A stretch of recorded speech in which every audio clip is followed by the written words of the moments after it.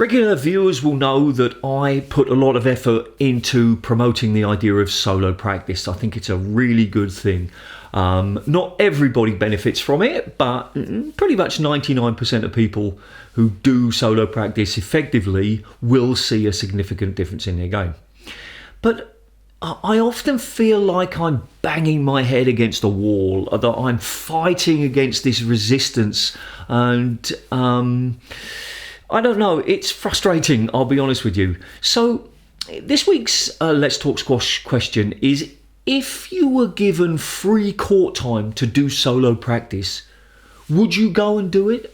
Now, I'm asking because a lot of people don't like the idea of paying for court time when all they're doing is hitting the ball on their own.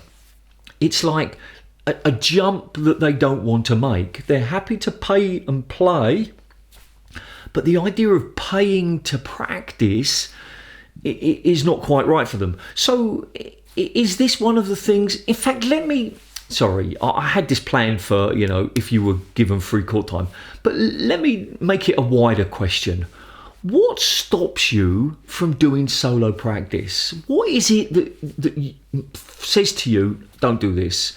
Is it because it's boring? I know a lot of people say that it's boring, but I think that that's because they don't have a plan about what they're going to do and they don't approach it in the right way. And in fact, my next article in Squash Player magazine is going to address these things. And it really comes from a video I made about 5 ways to make sure that you maximize your time when you're solo practicing. But I want to hear your thoughts. Why don't you do any solo practicing? Why don't you get on court and hit the ball?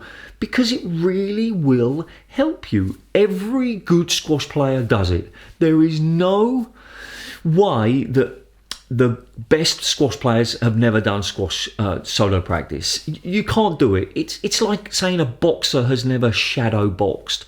You do it. It's part of the thing because it works, not because everybody else has done it or because it's tradition. You do it because it really does help. If you can't hit the ball accurately to yourself, you'll notice it. When you're on court and you hit a straight drive, if it sort of comes out this much, you can keep going, or it doesn't matter so much because you're running it, you're thinking about getting to the tee, you're thinking about the tactical aspect. But when you're just hitting the ball, because that's all you're doing, it makes you really aware of your control, or in many cases, your lack of control. It makes you much more aware about your technique, and it focuses your mind onto doing the right thing. And then that can translate into matches, and then that translates into better play, and then that translates into better results. So that's the question. It's adapted from what I originally planned it was going to be, which was free courts for solo practice. Why don't you do solo practice? What's stopping you? Help me, because if I know why you don't do it, maybe I can find a solution to that problem. Okay, so this question is about me now. It's about helping me become a better coach. So tell me what you think. Tell me why you don't solo practice. On the screen at the moment, somewhere up here, is a playlist of all of the other questions for you to look at. And probably down here somewhere is another video that YouTube thinks is a really good fit for you. And probably down here is a subscription button. If and only if you think my content is useful, please consider subscribing. And remember, do something every single day to improve your squash. See ya.